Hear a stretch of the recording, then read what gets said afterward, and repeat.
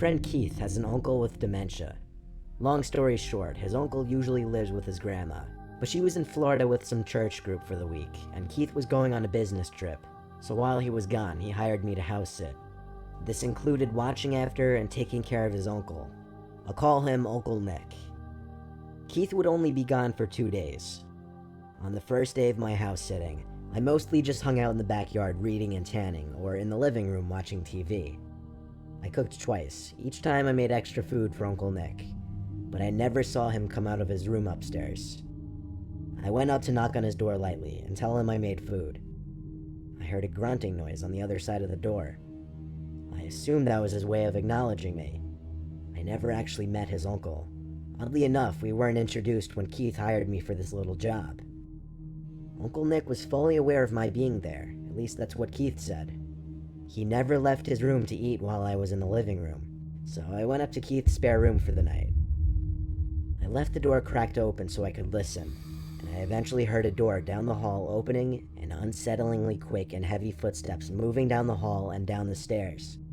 Seconds later, I heard the same footsteps rush back up the stairs and back to the room. Then the door slammed shut. It was honestly a little unnerving. Hard to explain, just the intensity of his footsteps, like he was avoiding me or something. The next day was pretty similar to the first. I made 2 meals and left the food on the counter for Uncle Nick both times. When I was laying in the backyard again, I came back in to see the plate was empty, so I guess he was really avoiding me. I went back out to tan some more, and when I thought about it, I looked up to the bedroom Nick was staying at, and there he was, looking at me through the window. I think when he noticed me, he ducked down.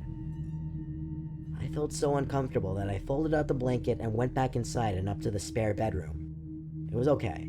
One more night of this and I'd be home. I made dinner that night and left him another plate. As I walked up to the spare bedroom, I noticed his bedroom door was open now. First time I'd seen that. Maybe he was becoming less shy. I went to brush my teeth and go to my room for the rest of the night to give him his space. I was having a rough time sleeping though. I just wasn't tired at all. While laying there in the dark, I heard a short creaking sound coming from inside the room, even over the noise of the fan next to me. I sat up and looked around, still able to slightly see in the dark room. I didn't see anything. More specifically, I didn't see Uncle Nick. I was getting paranoid, honestly. Why was I becoming so creeped out by him? I lay back down on my side, facing the wall next to the bed. I ignored the little sounds I thought I was hearing in my head for the most part, but when I heard a very faint groan, I sat up and turned off the fan to listen. I heard breathing. I turned to the far right side of the room by the desk, and there he was, sitting on the desk chair turned to me. I screamed in fear, and he came up to me going shh and covered my mouth with his hand. In the moment, I thought he was trying to suffocate me, so I pushed him off of me and ran to the nearest bathroom to lock the door. I listened as I heard his manic footsteps rush back to his room and slam the door. My heart was pounding inside my chest. I called Keith and told him about it. He sounded like he wasn't even that shocked. That's the scary thing. He told me it's best I sleep in the bathroom with the door locked. And when he said that, it said to me that his Uncle Nick is potentially dangerous, which scares me even more. I slept maybe 3 hours max that night on the bathroom floor, and in the morning I quickly packed my backpack and waited out in the backyard for Keith to return. He paid me extra for what I had to deal with, and I suggested he get his uncle some serious help, because I think he has more than dementia, and I still don't know what his intentions were that night.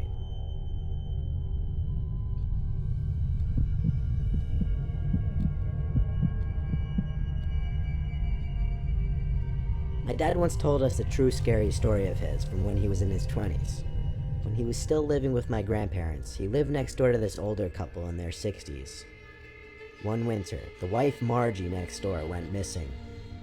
The husband knocked on their door and asked my grandparents if they'd seen her, but unfortunately they hadn't. No one had, apparently. A few days later, my dad was out at the park playing football with friends. That's when it started to snow. They played in the snow for a while until it got to be too much. Then they all went their separate ways back home. When my dad got home, he realized his parents were gone. My dad started the fireplace and went to his room, which was adjacent to the living room, to throw his stuff on his bed. Then he went to take a warm shower. When he got out from the shower, he thought he heard humming from the living room outside the bathroom. He opened the door a crack in his towel and said, "Mom?" The humming stopped, but a creaking sound continued. My dad threw on his clothes in the bathroom and walked out into the living room. There in my grandpa's old rocking sofa chair was Margie from next door. She looked straight at my dad and said it was so cold I needed to get warm. My dad ran next door to get the husband, but when the two of them returned to the living room, the sofa chair was empty and Margie was gone. The two of them searched the whole house together, calling her name, but she wasn't there. Now, this much of the story was enough to creep me out already when my dad told it to us. But it didn't end there, and the really scary part didn't happen until the next day, when Margie's dead body was found in the man next door's crawl space, where she apparently tripped and sliced her head open on a sharp object. He only found her because the smell became so unbearable he smelt it from the garage. The thing is, the body was deemed to have been dead for at least 3 days, yet my dad saw her in the living room just the day before. To this day, my dad believes he saw the ghost of Margie in my grandparents' living room that day, and my dad's not one to make stuff like this up. When he first told us the story when I was 9, let's just say I didn't get much sleep that night.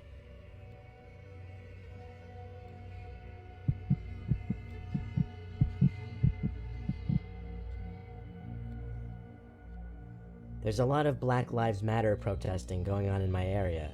Now, before I write anything else, I want to disclose that I fully support the Black Lives Matter movement. However, this is my personal opinion that the looting and rioting are not okay, and anyone participating in those acts should not be associated with the peaceful protesters. But unfortunately, mixed in with the peaceful protesters are the looters and rioters hiding in plain sight. A few nights ago, many stores and houses in the town next to mine were broken into and robbed, and a lot of car windows were smashed. There were rumors from the cops in our friend group that our town would be a target the next night. We stayed up a little later than usual the next night for that reason, and while watching a movie together as a family, we had to mute the TV when we heard yells from outside. We checked out the window, and a large group of young men with masks on were parading down the street. They weren't holding protest signs or anything. They were just being loud and, by the sound of it, cursing a lot. But they didn't appear to be damaging any property, so we went back to our movie. Then after that, my parents went to sleep. I stayed up later in my room playing a video game with the headset on so I could talk to my friends. Eventually, I grew bored and tired and turned the system off and went downstairs to get a glass of water for bed. As I passed the little half stairway to our den on my way to the kitchen, I looked down there and saw something big sitting on the carpet by the window. I went down the stairs, and when I picked it up, I realized what it was. It was the glass of the window broken, but all taped up as if to make the glass shattering easier or quieter. I ran to my parents' room to get my dad. When he saw it, he called the police. The response time was outrageously long. My dad said we were lucky the line wasn't busy, as the 911 calls recently by us have skyrocketed. When the police came to search the house, it didn't seem anything was stolen or anyone was in the house. They had to respond to another call within 20 minutes, but they said to call back if something else happened. My dad and I opted to sleep in the den for the rest of the night to prevent anything else from happening, so my mom went back upstairs. Time rolled on slowly, but eventually I think my dad fell asleep.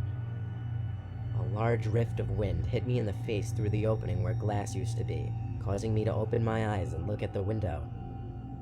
No one was out there, but for some reason I thought I heard something come from upstairs, so I went up the half flight of stairs thinking maybe it was my mom.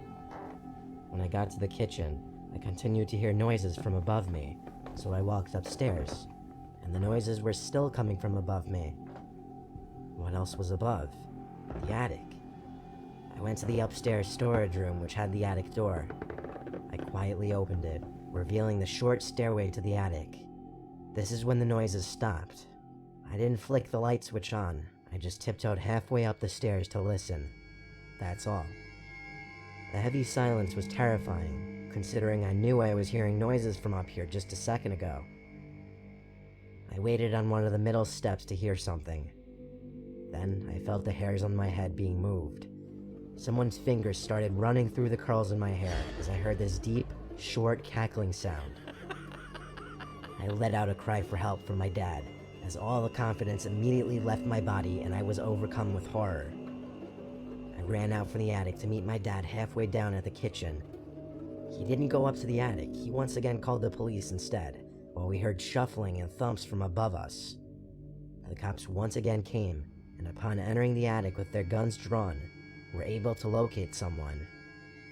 They came out of the attic with some creepy old man with a mask on, looking at my family and I and laughing as he walked out. When the cops asked him in the back of the car what he was planning on doing, he simply admitted right away that he's seen all the looting going on the news, that he wanted to join in on the fun. He made his way to our attic because he said that's where people store their most valuable possessions. Based on the way the man spoke and acted in general, you could tell he was certifiably insane. He told the cops that he was alone. Oddly enough, he answered all their questions no problem. But once again, this guy clearly had some screws loose, or missing entirely. Feeling him brush his hand through my hair like that will probably haunt me for a long time, maybe even life. And one thing is for sure, I don't feel safe going in that attic anymore.